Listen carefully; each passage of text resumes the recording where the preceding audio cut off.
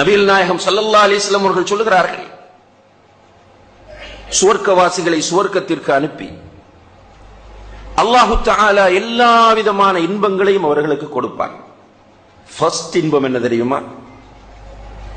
அவர்கள் இளைஞர்களாக, யுவதிகளாக, அதாவது இளமை பெண்களாக சுவர்க்கத்திற்குள் நுழைவார்கள்.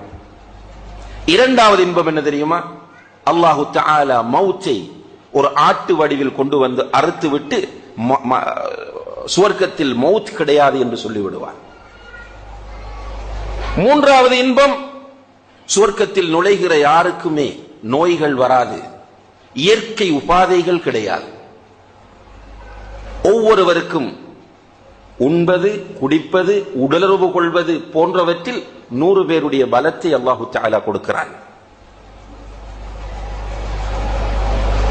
அவர்களுக்கு மாளிகைகள்.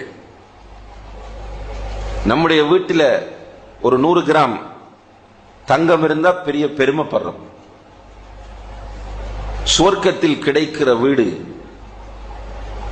உள்ள எல்லா பாத்திரங்களும் தங்கம். சுவர்க்கத்து மாளிகைகள் கட்டப்பட்டிருக்கிற அமைப்பை அல்லாஹ்வுடைய தூதர் சொல்கிறார்கள், ஒரு கல் தங்கமாக இருந்தால் அடுத்த கல் வெள்ளியாக இருக்கும். ஒரு தங்க கல், அடுத்தது வெள்ளிக்கல். இப்படி வைத்து தங்க கற்களாலும் வெள்ளி கற்களாலும் அந்த மாளிகை கட்டப்பட்டு பிளாஸ்டரிங், அதுக்கு பூச்சு கஸ்தூரியினால் செய்யப்பட்டு கீழே போடப்பட்டிருக்கிற மார்பிள்ஸ் முத்து மரகதமாக ஆக்கப்பட்டிருக்கும். ரசூலுல்லாஹி அலைஹி வஸல்லம் அவர்கள் ரத்தின சுருக்கமாக சொன்னார்கள், ஃபீஹா மா லா ஐனுன் ரஅத் வலா உதுனுன் சமிஅத் வலா خطر على قلب بشر. எந்த கண்ணுமே கண்டிருக்காத, எந்த காதுமே கேட்டிருக்காத, எந்த உள்ளமுமே கற்பனை பண்ணி இருக்காத இன்பங்கள் எல்லாம் அதில் இருக்கிறது என்று சொல்லிவிட்டு சொன்னார்கள் குர்ஆன் வசனம் ஒன்றை, வலக்கும் ஃபீஹா மா தஷ்தஹி அன்ஃபுசுக்கும் வலக்கும் ஃபீஹா மா தத்ஊன். உங்களுடைய உள்ளங்கள் விரும்புகிற அனைத்தும் கிடைக்கும். உங்களோட உள்ளத்தில் எதையெல்லாம் நினைக்கிறீர்களோ, ஆசைப்படுகிறீர்களோ, அது அனைத்தும் கிடைக்கும். நீங்கள் எதையெல்லாம் கேட்கிறீர்களோ அதுவும் கிடைக்கும். சுவர்க்கத்தில் பரிசுத்தமான சோடிகளை அல்லாஹு தஆலா வைத்திருக்கிறான். ஆண்களுக்கு ஹூருன் ஈன் என்ற பரிசுத்தமான பெண்கள், அதே போன்று பெண்களுக்கும் பரிசுத்தமான ஆண்கள். அந்த சுவர்க்கத்து பெண்களை பற்றி அல்லாஹ்வுடைய தூதர் சொல்லும் போது அவர்கள் கண்ணழகிகள், மார்பழகிகள், அவர்களுடைய உடல் அமைப்பை பற்றி சொல்லும் போது அவர்களுடைய கையை பார்த்தால் கைக்கு உள்ளே உள்ள எலும்பும் தெரியும், எலும்புக்கு உள்ளே உள்ள மச்சையும் வெளியே தெரியக்கூடிய அளவுக்கு கவர்ச்சியானவர்கள். அவர்கள் அணிகிற முந்தானை இந்த உலகத்தில் உள்ள அனைத்தையும் விட சிறந்தது. இப்படியான மனைவிமார். பூங்காக்கள்,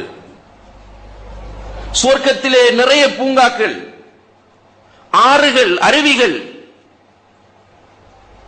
பொறாமை இல்லை, போட்டி இல்லை. மிகப்பெரிய சந்தைகள்,